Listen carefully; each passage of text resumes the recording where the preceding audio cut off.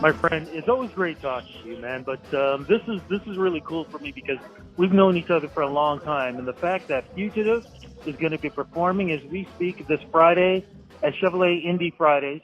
They're going to be one of the main performers for this big summer showcase, free summer showcase. And the fact that I get introduced to you guys, I would never thought in a million years, man, as long as I've known you, that I get a chance to really have the honor to showing everybody why I am such a big fan of yours, your music, the group's music, and what you guys have done for not just for this city, but for this country. I get to introduce it, man. I'm excited about this. How do you feel being part of this showcase? Well, obviously we're really honored, and it's really great for you to say that. We're more of a live experience. We always have been. We've always felt our recorded music does not do us justice. We always get an amazing audience response. Well, I don't know, our frontman more than anything is just really charismatic, and we always manage to get people up and dancing. And yeah, I didn't think at approaching our early 50s that we'd ever be doing it this late. But for some reason, reggae bands to be cooler when they're older and not so cool when they're younger. So we're kind of benefiting in that way. Yeah, I know. Oh my! Do you guys say the same thing with the satellites? Because of course they're going to be headlining this thing too. Absolutely. Those guys are just getting better with age too.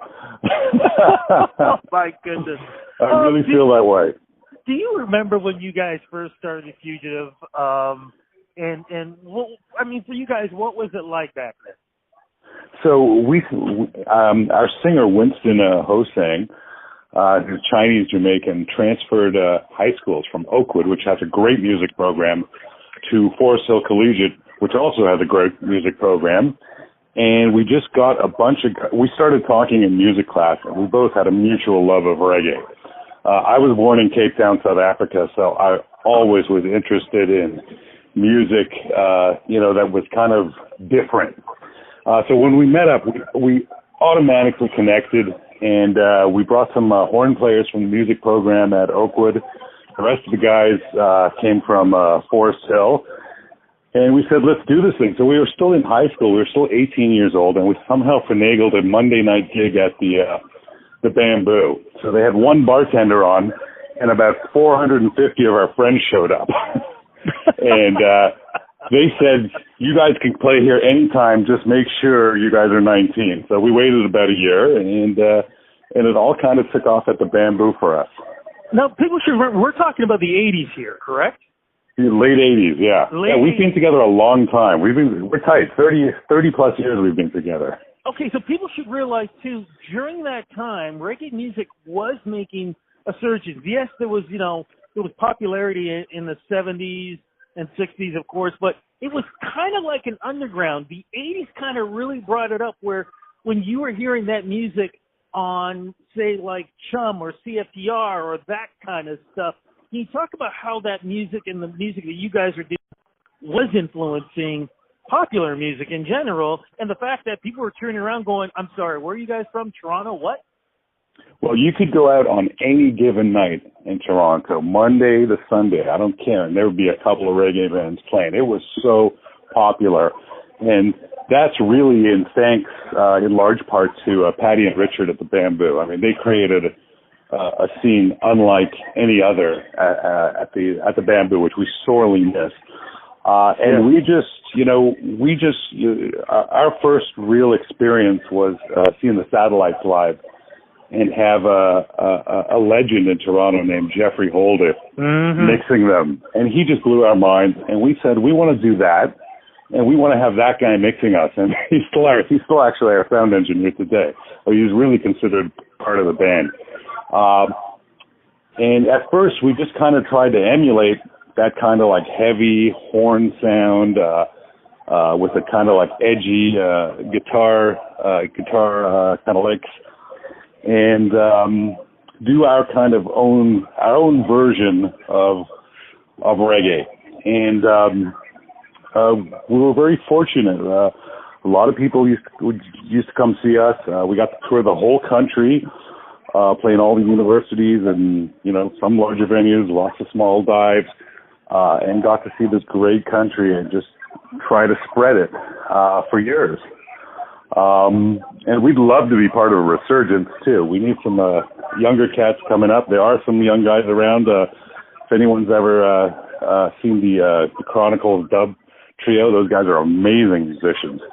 And they're trying to bring it forward a bit, too. But we'll keep on carrying on until we either die on stage or we just can't do it anymore.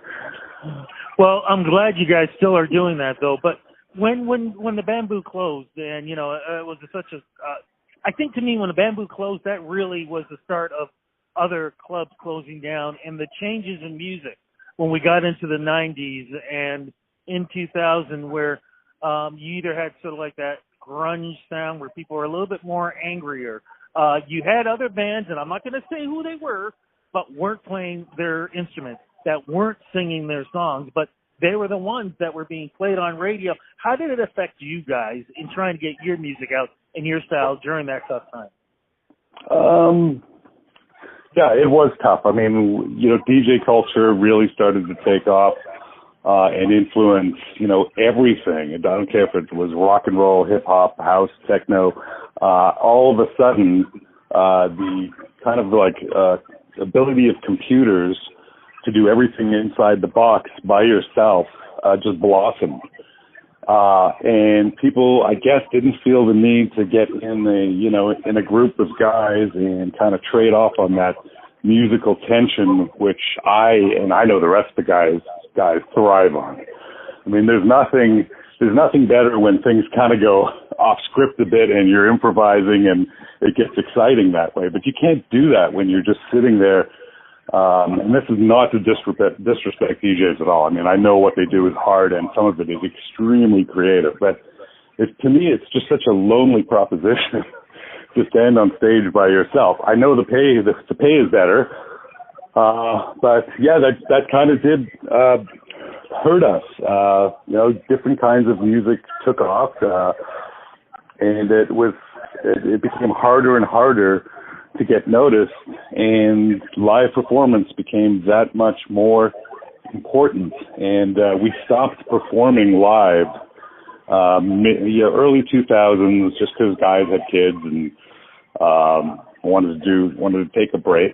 But when we reformed in 2014, we really realized that not only had we, taken advantage of the break, but we'd all come back more mature, more easygoing, and playing better than ever for some reason. And that really reflects.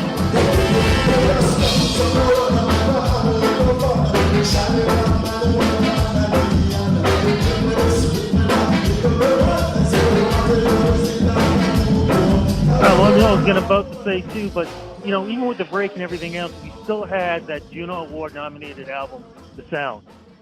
How did that album represent what you guys did, not just for the Juno Award nomination, but for your sound, for your music, for your creativity? What was that like for you guys? Well, it was a real honor to be nominated, of course. The thing with stuff like that is you always look back and say, wow, we could have done so much more of a better job. And we really do believe that. We do. It's hard. It's tough. And I imagine this is with all musicians. I will argue with that, man. You can't know. You know how it is? There are certain things you should not touch, That album is one of those where don't you dare try to change it up, man, or there'll be a revolt.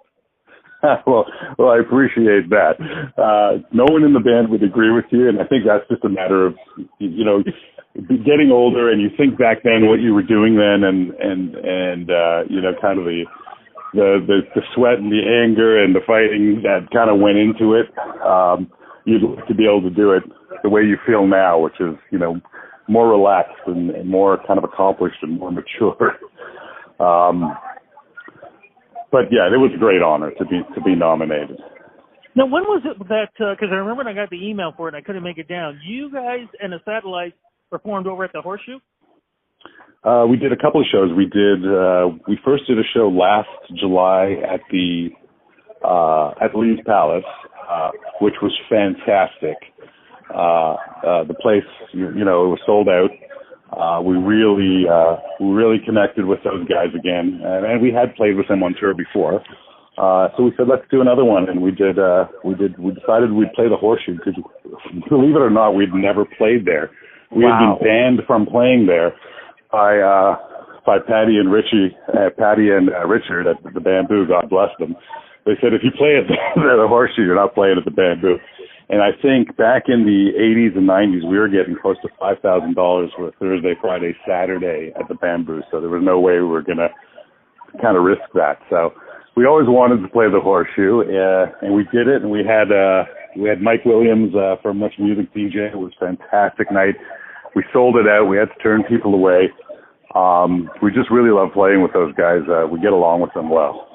Wow, incredible. What's the showcase going to be like with this show that's coming up on Friday? And is there new music coming about?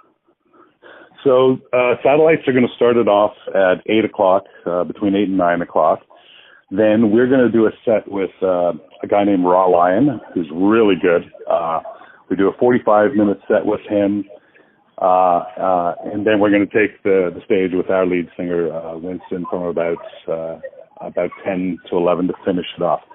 Yeah, there's lots of, when we look back on our catalog, we had over 150 songs, and the vast majority of them are originals that we've never recorded. So we've started slowly getting in the studio, and we're starting to go through the catalog, put them down, and we hopefully will have something out in the next year or so. It's a long, complicated process though, because we got 8 people in the band, and it's always been a democracy, and it always will be. So everyone's kind of got to have a say. It slows things down, but it's the way it's always been. So it's the way it's kind of got to work. Well, look, I'm excited about this. This is going to be so cool. It's going to be a great night. Two of my favorite, all-time favorite bands are going to be together. Usually I take off just around after the last band has performed. I already told everybody, I'm staying for the whole thing. Like, I hope beginning so. to end. I cannot miss this. I'm going to hold you to that. No, hold it to me. Look, for folks who want to get in touch with you guys, social media, something that we'd never talked about 30 years ago. Where do we go to follow you guys? We're on Facebook, Fujahtive, Fujahtive. We have a nice little following going there. Just like our page, and you'll hear about all our events. If anyone wants to contact me, it's just info@fugitive.com. Fantastic. Look, man, looking forward to seeing you guys on Friday. Thanks for the interview, man. But more importantly, thank you for the great Toronto music history. Thanks so much, Rudy. All right, man. See you on Friday. Take care. Bye-bye. Okay, you too.